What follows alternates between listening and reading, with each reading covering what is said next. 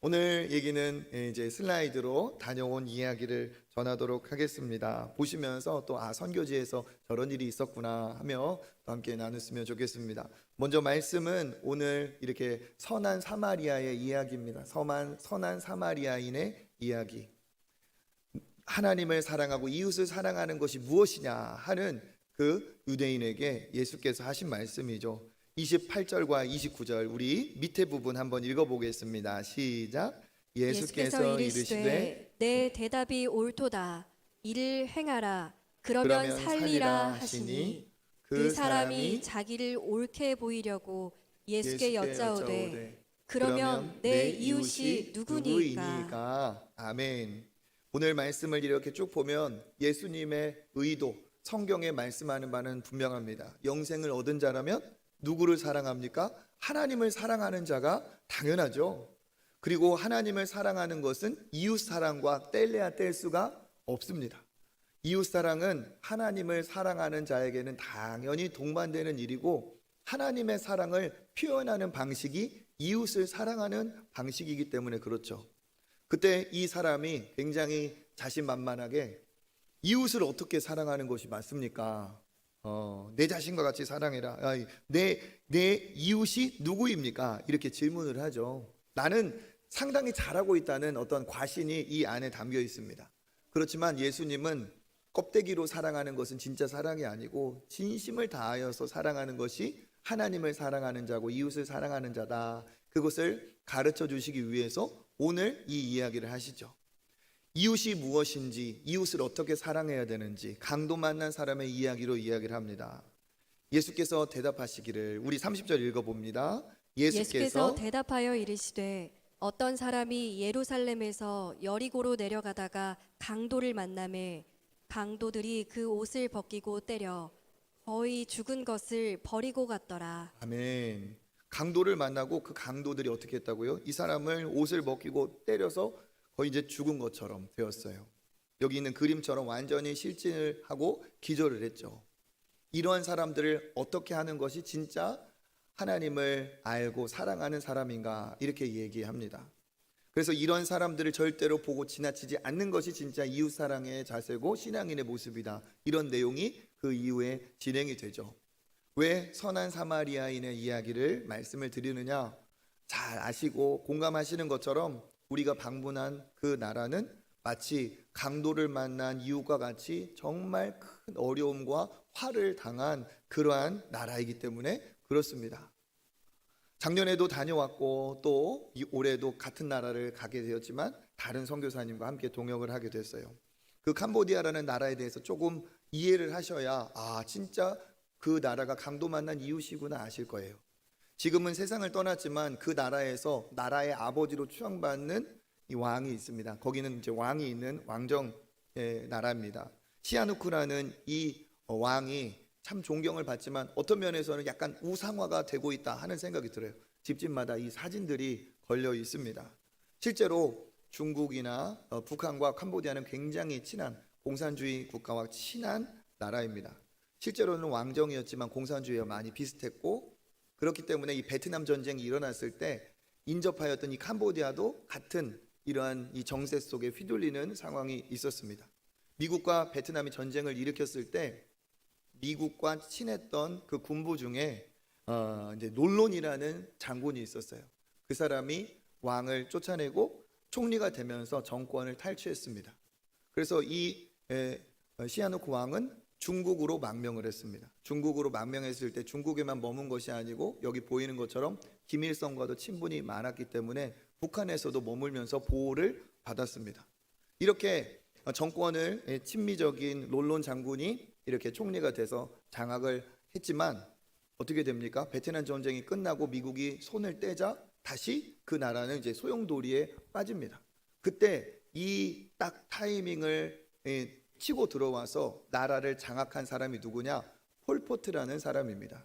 이 사람은 프랑스에서 유학을 하면서 공산주의 사상에 물이 들은 사람이에요.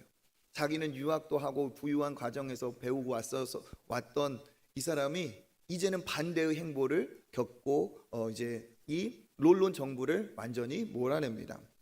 그래서 이 사람이 창당을 하는데 그 무리가 무엇이냐? 크메르는 그들의 이제 민족의 이름이거든요. 크메르 루즈라는 집단을 만들어요. 근데 그 루즈라는 뜻이 무슨 뜻이냐? 빨갛다는 뜻이에요. 그러니까 공산주의 자기의 창당을 한 거죠. 그래서 크메르 루즈, 빨간 크메르가 집권을 합니다. 롤론 정부를 몰아내고 또 자기의 어떤 정당성을 확보하고자 노력을 해요. 뭐라고 주장을 하느냐? 지금의 어려움은 서양을 비롯한 지식, 먹물이 들어간 사람, 공부한 사람, 배운 사람들이 우리를 이렇게 잘못 인도한 것이다. 이 지식인들이 문제다라고 하면서 그 지식인들을 모두 말살해야 된다. 이들이 주장을 했어요. 그리고 또 뭐라고 하느냐? 이 땅의 지식인들을 몰아내고 농민들의 천국을 만들자. 농민들의 천국을 만들자. 그래서 이 사람들이 두 가지를 자행했는데 첫 번째는 뭐냐? 많은 사람들을 살육을 했습니다. 많은 사람들을. 안경을 쓴 사람들은 다 죽었어요. 안경 쓴 사람들은 다 죽었어요. 왜? 그 사람들은 공부한 사람들이니까. 손을 만져봐. 손을 검사해가지고 농사를 지으면 손이 거칠겠죠?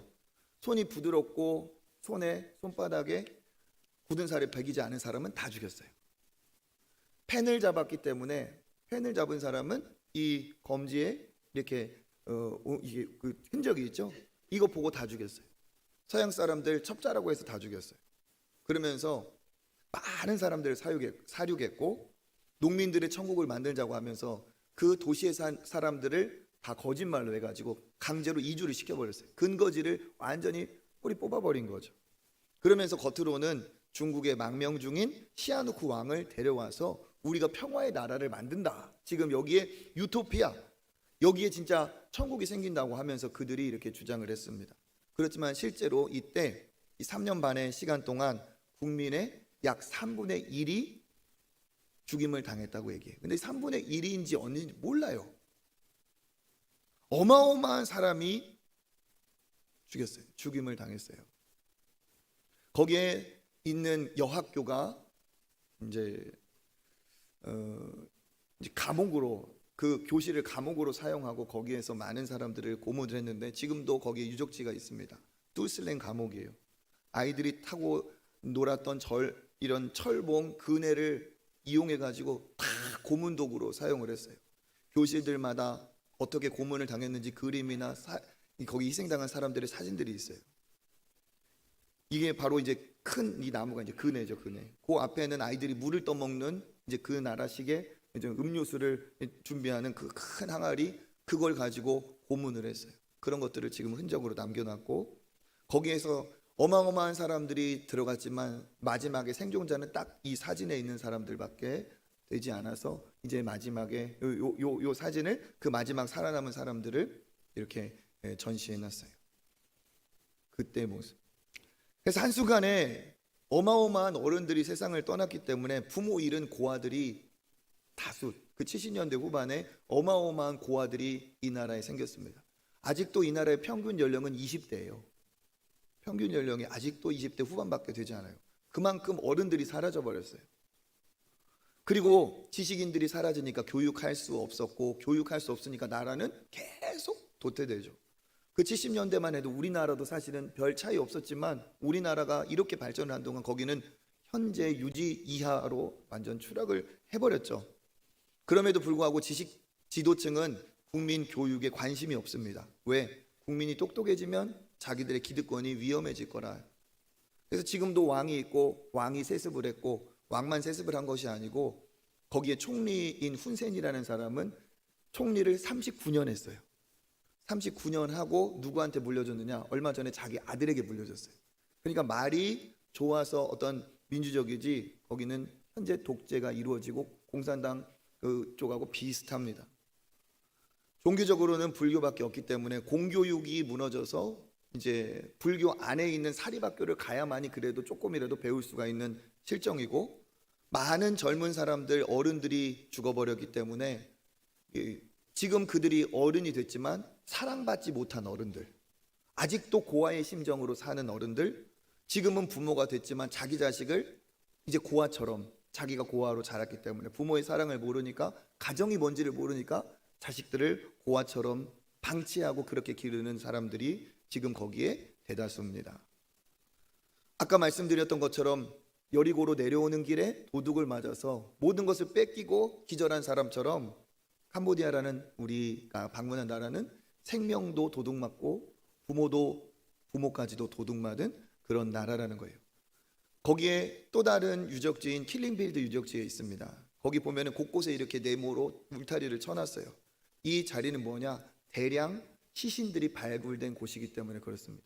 거기에 보면 여기 이렇게 써 있죠. 450여 구 이상의 시신들이 여기에서 발견이 됐다. 또 한 곳에 보면 거기는 이렇게 써 있어요. 거기 나무 팻말에 보면 166 희생자들이 발견됐는데 여기 써 있는 것처럼 머리 없는 without head, 머리 없는 시신들이 166구가 발견됐다. 그들이 어떤 식으로 처형을 했느냐? 목을 쳤어요. 소리 안 나게 밤에 몰래 목을 쳤는데 그 지식인들을 막 거기에 그 투슬렌 감옥에서 트럭으로 데려와서 내려서 이제 여기 하면서 목을 쳤는데 그 목을 치는 것도 총알을 아끼기 위해서. 그 목을 친 도구도 뭐냐? 칼이나 이런 것도 아니에요. 농기구들. 그리고 또 뭘 활용했냐면 거기에 큰 야자수나 이런 게 쩍쩍 벌어지잖아요. 근데 그 야자수가 딱 잘라보면은 단면이 삼각형이고 그 모서리가 굉장히 뾰족해요. 그것을 가지고 어떻게 해요? 그것으로 사람의 목을 쳤어요. 그들의 희생자들의 옷과 그리고 발견된 유골들 그리고 밑에 모여있는 작은 알갱이들은 이빨이에요. 아직도 비가 오면 거기에서는 이런 흔적들이 나옵니다. 오늘 우리가 읽은 것처럼 강도를 만남에 옷을 벗기고 때려 죽은 것같이 만들고 버리고 간 그 자리가 이 캄보디아라는 나라입니다. 안타깝게도 이런 곳도 있습니다. 여기 보면 나무가 하나 있고 그 옆에 이제 웅덩이 같이 하나가 패여 있죠. 거기에 있는 그 푯말을 확대해 보면 이렇게 쓰여 있습니다. 여기는 큰 이제 무덤이고 여기에 100여 구의 시신이 발견되었는데 아이들과 여자들이었다. 뭘까요? 아이와 엄마들이겠죠. 그런데 여기에 대부분은 네이키드, 다 이렇게 대부분은 나체로 발견됐다.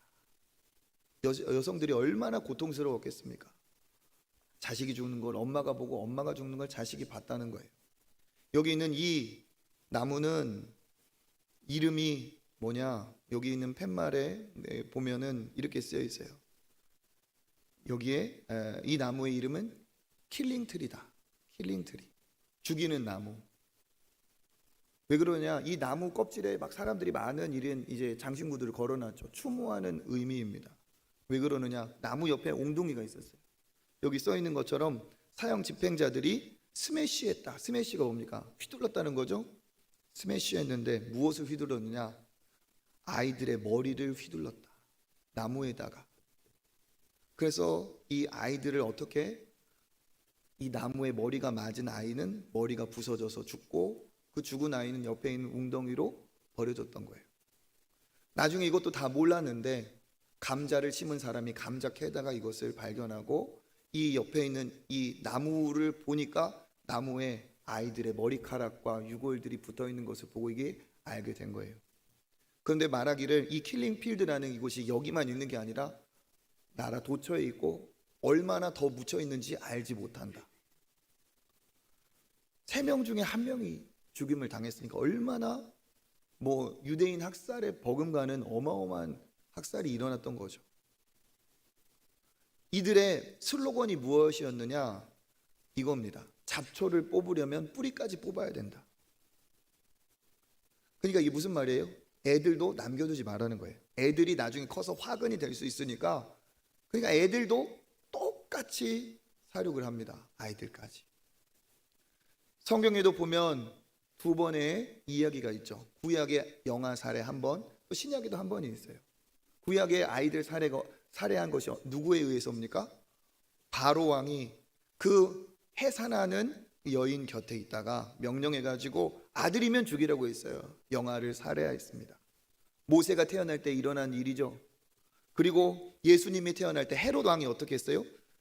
2살부터 그 아래로 다 죽였다고 했어요. 2살부터 그 아래로 다 죽였다. 여러분 생각해 보세요. 이게 사람이 할 짓입니까? 지금 일어난 이 일이나 성경에 있는 일이나 이거는 사람이 하는 일이 아니에요. 사람을 죽이는 건 사탄 마귀의 짓이에요. 여기에 보면 동상이 있는데 얼마나 참 이 사연이 있습니까? 이 동산을 확대해 보면은 이렇게 생겼어요. 무슨 형상이에요? 여인이 어떤 아이를. 그러니까 뭐겠어요?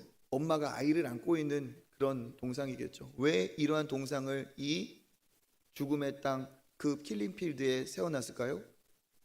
그만큼 여인들과 아이들이 큰 해를 입었다는 것을 알리기 위해서 잊지 말자는 거예요. 그 밑에는 범죄를 우리는 결코 잊지 않겠다 이렇게 써 있어요. 이런 사람들에게 누가 필요한가? 아낌없이 계산 없이 도울 이웃이 이들에게 필요한 거죠. 이들에 비해서 우리나라는 어떻습니까? 동시대에 한때는 우리나라도 어려웠지만 지금 이 시대는 완전히 판도가 바뀌었어요. 그 나라가 우리보다 땅은 넓지만 우리나라가 인구가 아직은 3배나 더 많아요. 거기다가 경제 규모 1인당 GDP 생각하면 그 나라에 비해서 우리가 수십 배 더 잘 살게 됐어요. 적어도 10배 이상 수십 배. 같이 못 살던 나라에서 당연한 일이 아니라는 거예요. 여러분 아시는 것처럼 우리가 이 나라에 살고 있으니까 당연히 여길 뿐이지 세계 역사에 이렇게 단시간에 살 만큼 복을 받은 나라는 우리나라밖에 없습니다. 하나님께서 우리나라에게 이런 복을 주신 것은 너희들만 잘 먹고 잘 살아라.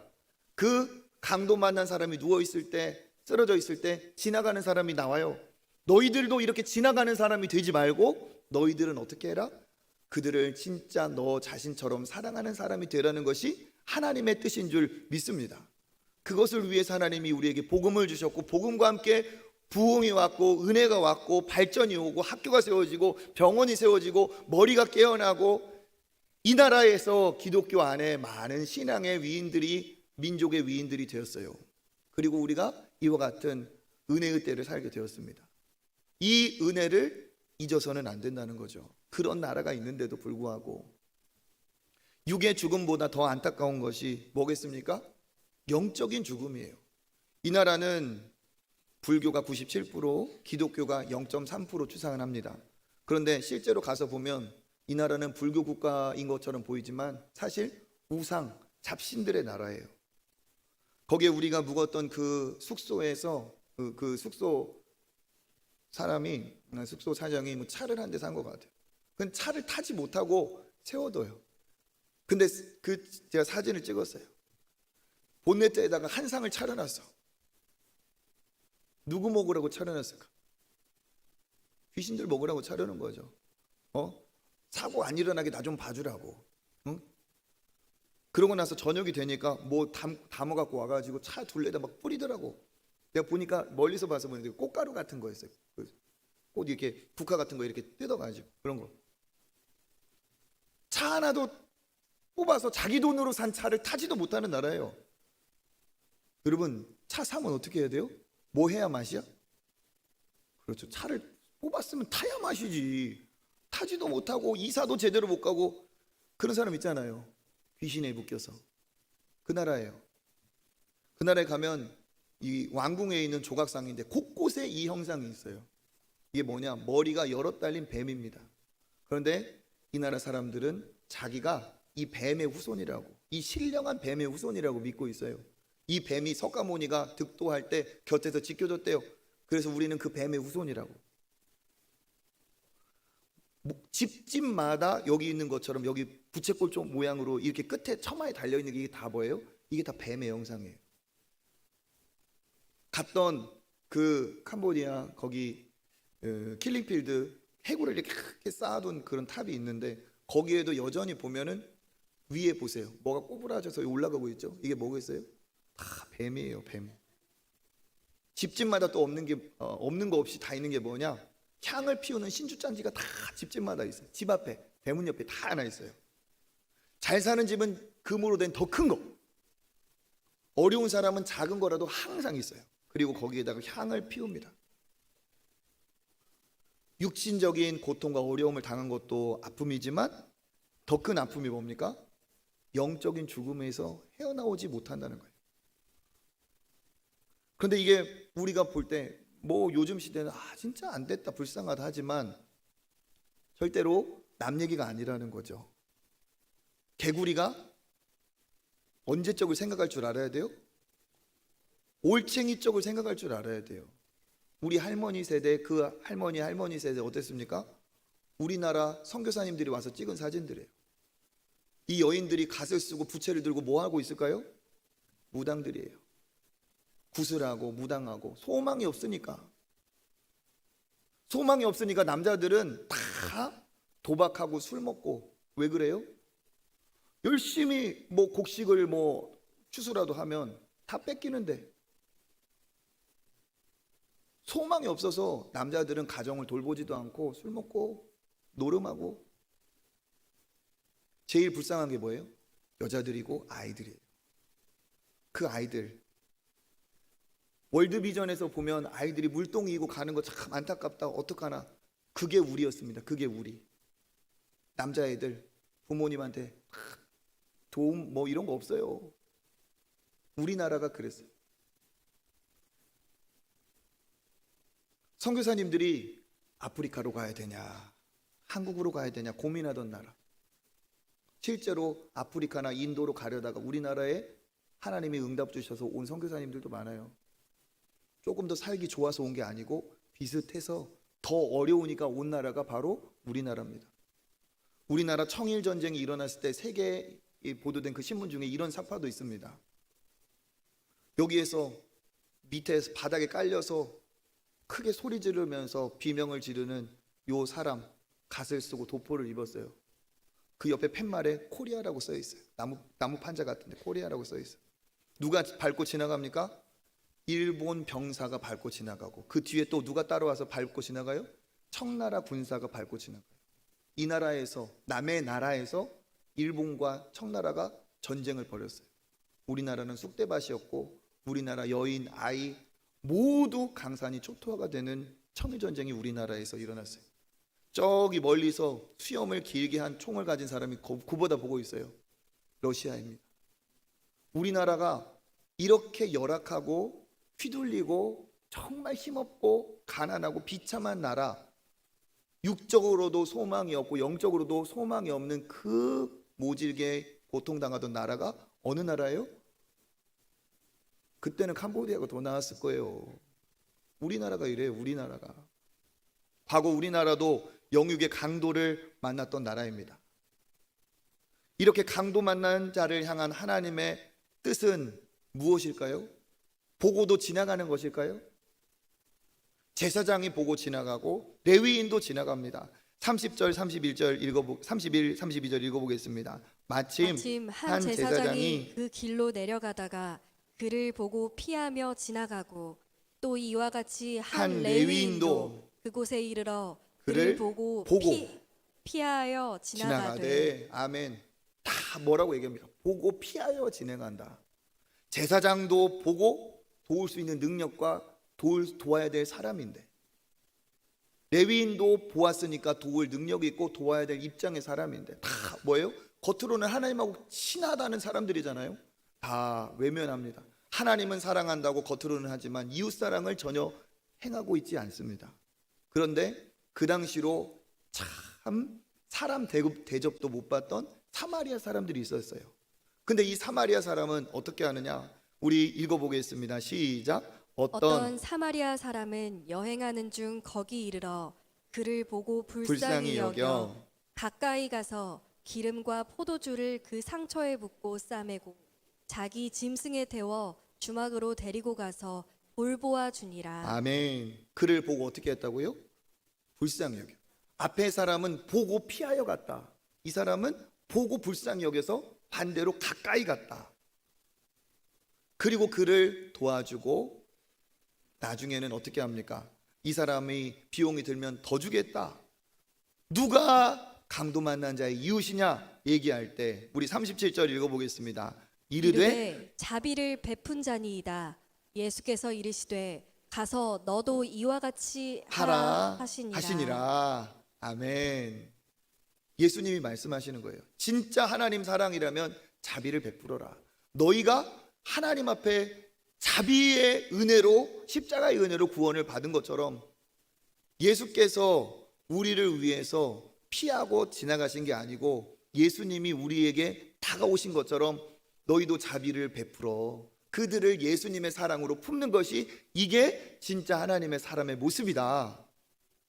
그러니까 하나님의 뜻, 하나님이 원하시는 이웃은 뭡니까? 너도 이와 같이 해라. 즉 강도를 만난 이를 어떻게 해요? 보살피고 살리는 진정한 이웃이 되어라. 이게 하나님의 뜻인 줄 믿습니다. 하나님은 그래서 선한 이웃과 같은 사람을 그렇게 연약한 사람, 고통당하는 사람들에게 보내주세요.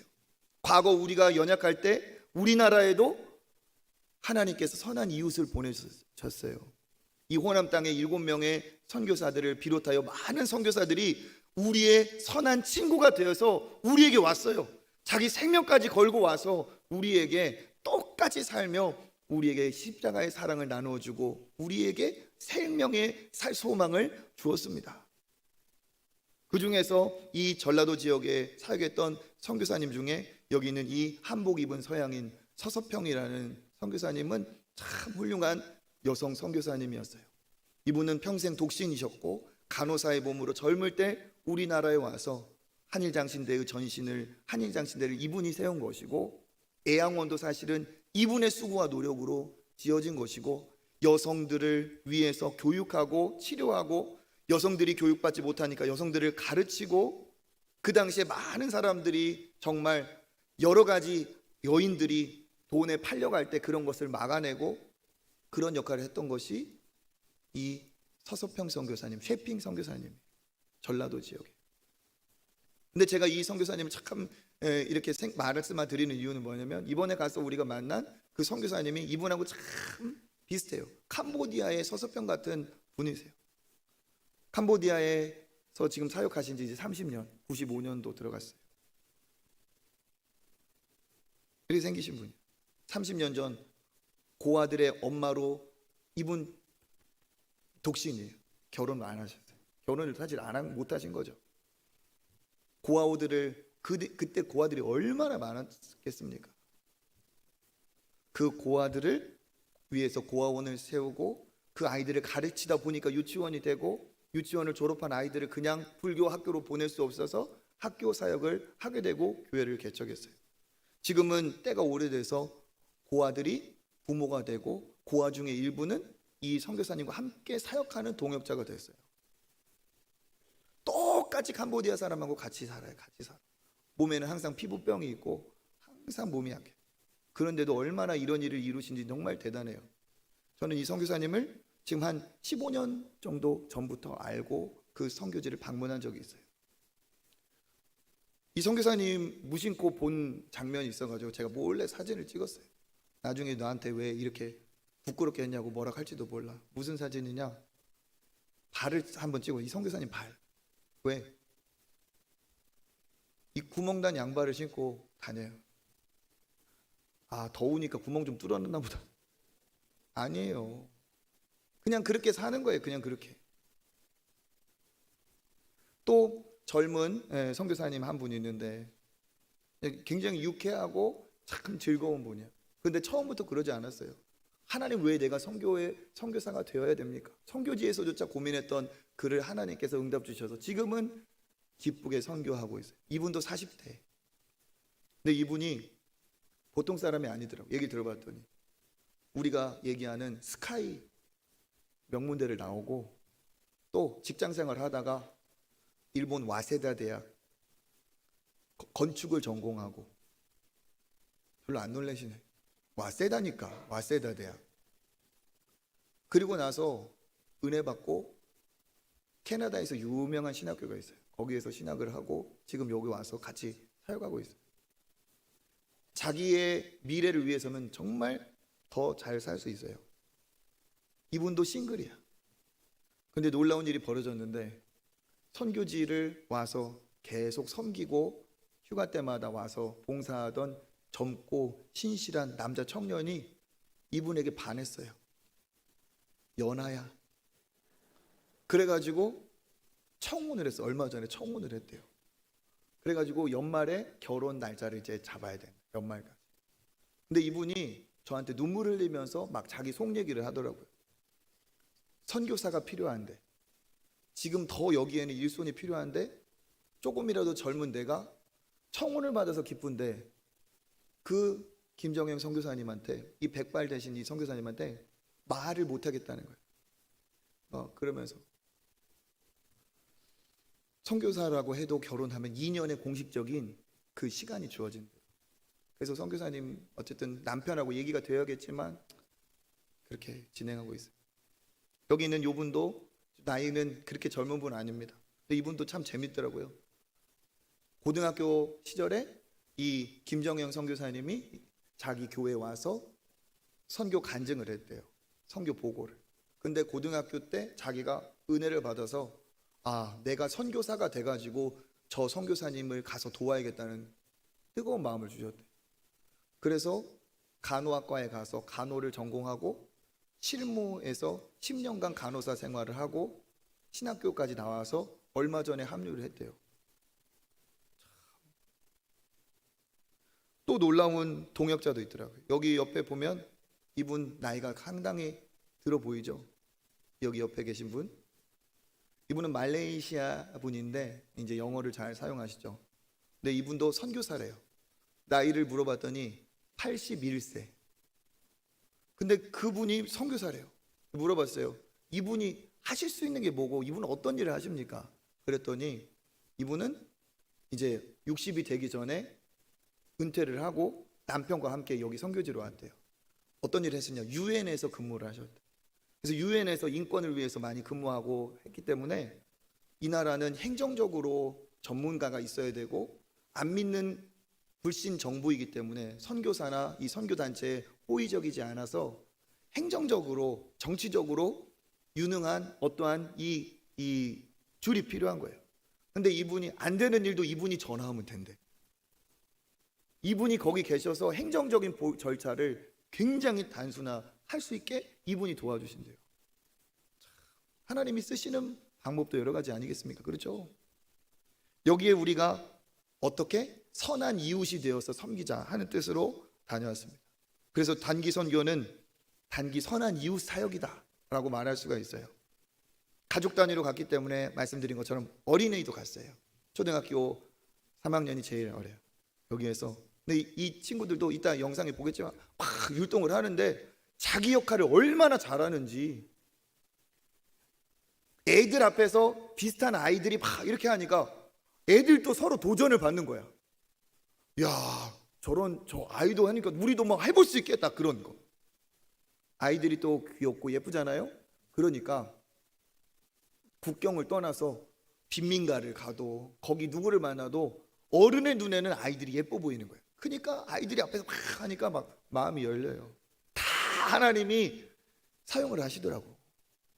워십팀도 있었고 우리 청소년 워십팀도 있었고 풍물놀이도 있었고 기독교 십자가를, 하나님의 사랑을 나타내는 스킷도 있었고, 이것을 학교 우리 어린이들, 그 선교사님이 이제 운영하신 초등학생들이, 또 이렇게 유치원 아이들이, 여기 백인 아이는 미국 선교사 아이라고 하더라고요.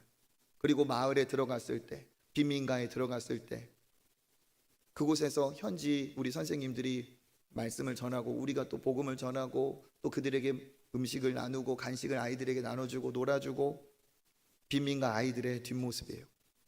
지난 주일 예배 드리는 모습입니다. 현지 우리 친구들과 함께 예배를 드리고, 말씀은 제가 전했죠. 제가 캄보디아어를 전혀 못하잖아요. 그래서 통역하시고, 못하지만 번역기로 해가지고 자막을 만들었어요. 제가 저렇게. 그래가지고 삭개오 얘기를 했어요. 삭개오가 어떻게 복을 받았나? 포기하지 않아서 복을 받았다. 포기하지 않고 나무 위로 올라가서 예수님을 만났다. 누가 예수님을 만나서 기적을 체험하나? 절대 포기하지 않는 사람. 포기하지 않고 예수님을 만나는 사람이 변화가 될 수 있습니다, 여러분. 그 얘기를 제가 한 거예요, 지난주에. 그러면서 무엇이 있어야 포기하지 않습니까? 믿음이 있어야 포기하지 않습니다. 예수님을 만나면 달라질 수 있다는 믿음이 있어야, 믿는 구석이 있어야 포기를 안 하는 거지. 할렐루야. 이렇게 전했어요. 근데 제가 여기서 하면 지금 이렇게 빵빵 터지잖아요. 거기 가니까 좀 반응이 좀 시들하더라고.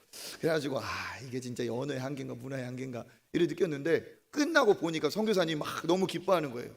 현지인들이 반응이 대단했대. 내가 우리 교회에서는 이 정도가 아닌데.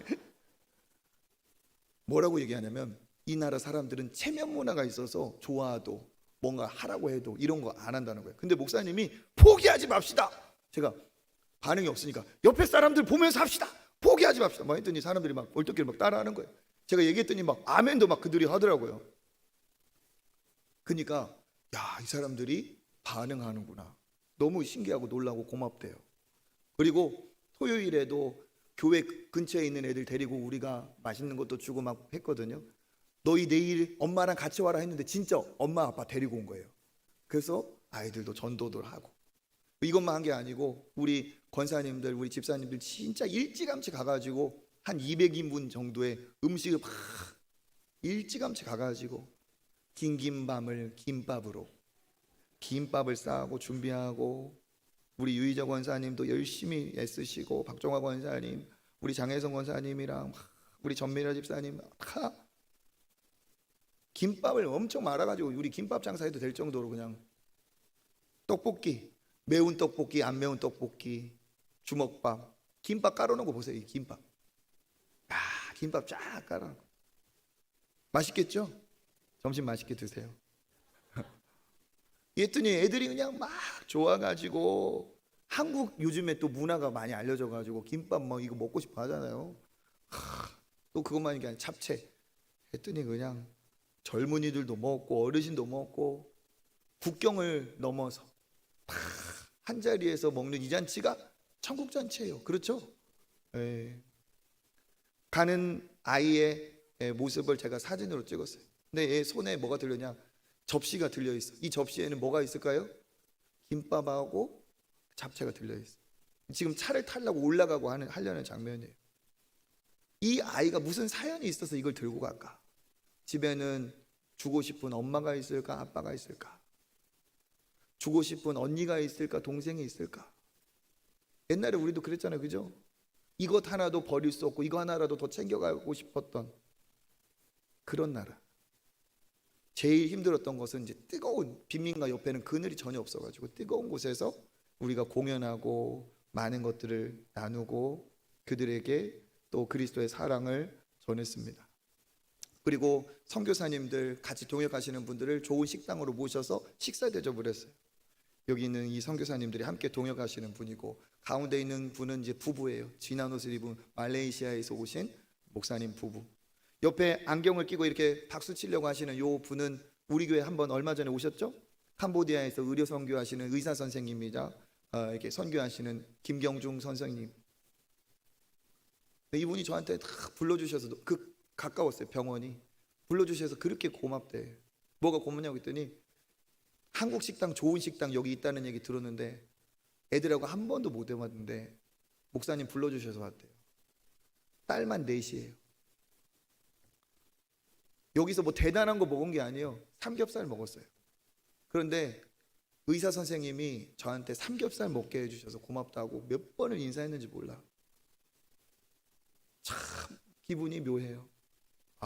이렇게 사는구나.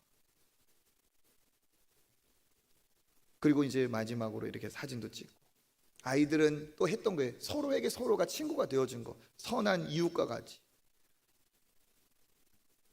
우리가 갈 때 고아원에서 마지막으로 즐겁게 하고 했는데 이제 잘 가라고 이렇게 손을 흔들어주고, 아이들이. 기억에 남는 일과 사람들이 있습니다. 뭐냐면 여기 있는 이곳은 원래 교회입니다. 그런데 교회인데 교회 안에 건물이 없죠. 나라가 운하를 건설한다고 하면서 땅을 다 몰수해 버린 거예요. 여기에 있던 교회가 올 초에 무너져 버렸대요. 헐어버린 거죠. 여기는 공산국가여서 항의하고 그러면 교도소 잡혀간대요. 땅은 마음대로 나라가 취할 수 있대요. 교회가 고아들하고 떠돌면서 7년 만에 자리를 잡고 겨우 세운 교회가 그렇게 세울 때는 오래 걸렸는데 무너질 때는 한순간에 무너지더라고. 저한테 얘기하더라고. 거기에서 우리가 함께 가서 그곳을 위해 기도하고 무너진 교회 외에 다른 곳이라도 하나님께서 교회를 세워주시기를 기도했어요. 선교사님이 이런 얘기를 하더라고요. 여기가 신앙이 그렇게 좋은 사람도 아니고 다 어렵게 사는데 교회라도 있으니까 사람들이 모였는데 교회 건물이 사라지니까 모일 곳을 잃고 흩어져 버리더라. 아이들이 오지 않고 교회가 없어진 줄 알고 오지 않더라. 저 강 건너에서도 왔는데 오지 않더라. 교회가 사람이지만 건물이 아니잖아요. 그죠? 그렇지만 건물이 있어야 모이는 거예요. 그죠? 우리도 왜 리모델링을 하고 식당을 새롭게 조성하고 합니까? 아이들이 소중하니까 교육관을 새롭게 하고 주중에도 그곳에서 모일 곳이 있을 때 거기에서 사랑방 교제도 있고 거기에서 안 믿는 친구 누구 한 명이라도 복음을 전할 수 있는 공간이 있으면 얼마나 좋겠어요. 선교사님 얘기해요. 건물이 사라지니까 다 잃어버렸다. 근데 뭐라고 얘기하시냐? 이렇게 얘기해요. 오늘 여기에서 풍물패가 워십팀이 이렇게 공유를 했더니 강 건너편까지 여기 교회가 있다, 여기서 예배드린다 알려진 것 같다. 이거 알렸더니 얼마나 기쁘고 감사한지 모른다 하면서 고맙다고 얘기해요. 이렇게 무너지는 것 같지만 또 하나님의 역사는 또 일어나고 있어요. 이 아무것도 가진 것 없는 선교사님이 꿈을 주시고 하나님이 역사해 주셔서 벌써 10년도 훌쩍 지난 일이지만 진행되는 일이 있어요. 뭐냐? 학교를 세우고 있어요. 학교 건물. 이 안에 유치원부터 고등학교까지 다 넣어서 정말 기독교 교육으로 완성시키는 게 목적이에요. 여기에 우리가 모여서 같이 돌아보며 기도하고 함께 찬양했습니다. 아직은 멀었어요. 근데 이곳도 굉장히 커요. 어떻게 했느냐? 돈이 있어서 한 게 아니야. 사정을 알고 이제 돌아가신 사랑의 교회 옥하는 목사님 계시죠. 그 옥하는 목사님 살아계실 때 땅을 기부했대. 그리고 거기에 저도 여기에 몇 번 가봤죠. 근데 천천히 뭔가 되고 있지만 그 나라에서 방해를 하고 외국인이니까 돈을 취하려고 또 노력하듯이 하고, 그런데도 하나님이 막아주시면서 천천히 뭔가 일어나고 있대요. 그런 게 느껴져요. 작은 자를 사용하시는 하나님, 작은 자를 들어서 큰 일을 이루시는 하나님, 믿음이 있는 사람을 비웃던 자들을 오히려 무색하게 하시는 하나님, 그런 하나님의 역사가 지금 이 땅에서도 이루어지고 있는 줄 믿습니다. 우리 잠시 이제 선교 영상으로 확인하고 나머지 마무리하도록 하겠습니다.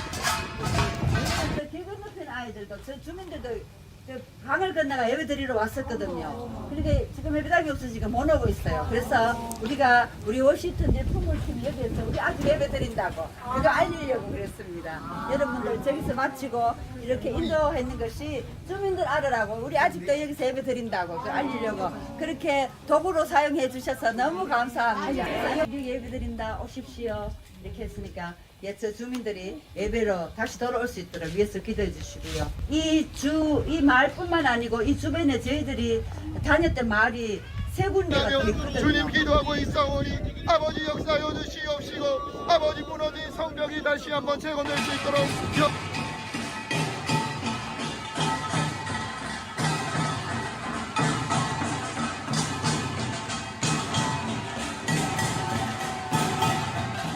캄보디아 단체를 섬기고 있는 김미현 선교사입니다. 이번에 저희 전주 초청교회에서 처음 뵙게 됐는데 여러분들이 보내주신 사랑과 여러분들이 아이들에게 나눠주신 그 기쁨이 정말로 크고 감사해서 이렇게 인사드리게 되었습니다. 저희가 이곳에서 만나뵌 40여 분의 분들도 계시지만 또 초청 전주에서 계시면서 또 저희들을 위해서 기도해 주시고 함께 해주신 저희 성도님들 너무 감사드리고 저희 아이들에게 샴푸, 색종이 또 옷가지들 많이 보내주셔가지고 저희가 정말 기쁨과 감사로 초청의 사랑을 저희가 아이들에게 전달을 할 수 있는 기회를 허락해 주셔서 너무나도 감사합니다. 정말로 감사드립니다. 제가 언어가 짧아서 감사드립니다라는 말밖에 못 드리는데 정말로 감사드리고 팀 멤버들 또 우리 박 목사님, 노 목사님 함께 너무 감사드리고 내년에도 뵐 수 있도록 함께 기도하고 동역하겠습니다. 감사드립니다. 엇근지라. 주 예수와 우리 전주 초청교회 성도님들 캄보디아에서 김정경 선교사 인사드립니다. 우리 하나님 안에 있으니까 또 하나님께서 우리 전주 초청교회를 캄보디아로 또 초청해 주셔가지고 우리는 너무 감사하고 고맙습니다.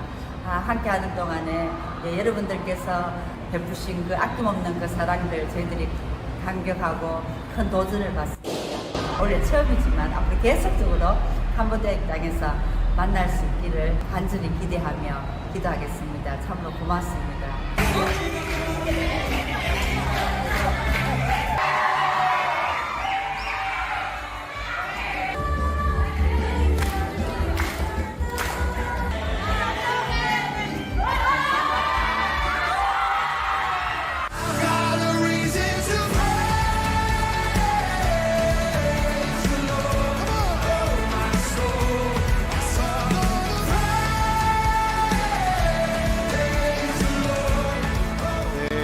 하겠습니다. 네, 감사합니다. 이제 마무리하겠습니다. 이 아이들이 지금 기도하고 있고 이 아이들 중에서 또 하나님이 쓰실 미래의 신앙의 인물들이 반드시 나올 거라고 믿습니다. 많이 기도해 주시고 또 이 아이들을 통해서 그 나라가 강도 만난 그러한 이웃과 같은 그 나라가 정말 하나님의 은혜를 입기를 바랍니다. 그러한 믿음을 가지고 한번 읽어볼까요? 시작. 그 작은 자가 1000명을 이루겠고 그 약한 자가 강국을 이룰 것이라. 때가 되면 나 여호와가 속히 이루리라. 아멘. 이 말씀대로 우리가 그런 은혜를 입었고 그 나라에게도 있기를 축복합니다. 이번 단기 선교팀은 큰 은혜를 받았습니다. 함께 나눕니다. 제일 큰 하나님이 주신 선물은 무엇이냐? 감사이다. 감사하지 못한 것을 정말 많이 불평하게 돼요. 우리 아이들 감사 모르고 엄마 해준 게 뭐가 있어? 그냥 한번 데리고 갔다 오세요. 네. 그냥 입이 그냥 쏙 들어갑니다. 그냥 하다 못해 진짜 양치할 때 그 물 먹은 것이 우리가 탈날 수도 있으니까 식수를 가지고 양치를 가글을 하라니까 갔다 온 애들, 우리 아들도 그러더라고요. 야, 그냥 맹물 입에 넣을 수 있는 것도 진짜 감사하다. 감사를 가르쳐줘요. 그리고 감사를 다짐하게 됐습니다. 여러분, 한국에서 태어나신 것 이거 진짜 감사할 일입니다. 지금 이렇게 살고 계시는 거 진짜 감사할 일이에요. 감사하시길 바랍니다. 감사하면 행복해요. 또 역시 뭐밖에 없다? 복음밖에 없고 우리가 힘쓸 것은 구원밖에 없다. 복음으로 우리가 살았으니 복음으로 살아가고 유일한 영광이 될 복음을 위해서 살아가는 저와 여러분이 되길 간절히 원합니다. 우리가 누군가를 이 선한 사마리아인처럼 살리면 하나님이 우리도 살려주시고 우리가 살아야 될 이유도 그 안에서 주시는 줄 믿습니다. 그래서 우리 초청교회 성도는, 저와 여러분은 여기 복음, 구원을 위해서 살아가는 믿음의 사람, 선한 사마리아인 같은 그런 사람이 되기를 간절히 원합니다. 그래서 더 많은 사람이 선교에 집중을 하고 영혼을 구원하고 하나님 앞에 복을 받는 저와 여러분 되시기를 주님의 이름으로 축복합니다.